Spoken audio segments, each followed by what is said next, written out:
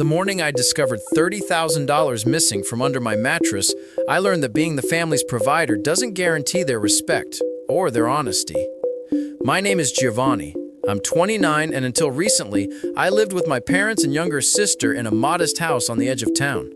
For years, I've been the sole breadwinner, working brutal hours as a delivery driver to keep the lights on, food on the table, and the internet running from my sister's endless social media scrolling.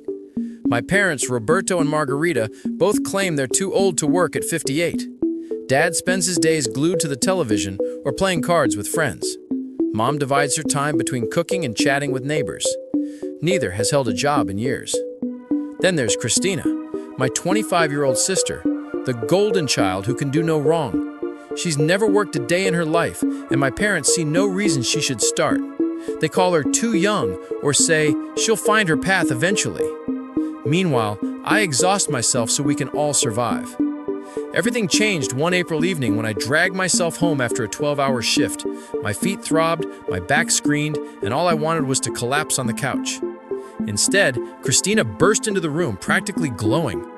"I'm engaged!" she squealed, thrusting her hand forward to display a diamond ring.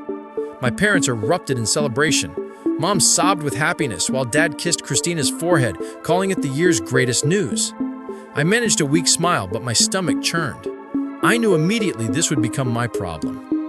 "Congratulations," I said, forcing enthusiasm. "Who's the lucky guy?" "Diego. He's an accountant with a great career," she gushed. "The wedding's in 3 months, and it's going to be absolutely perfect."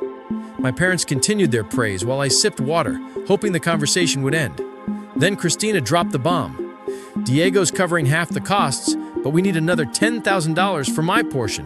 It'll be flawless with that budget." The room fell silent. I felt their eyes boring into me like I was a walking ATM.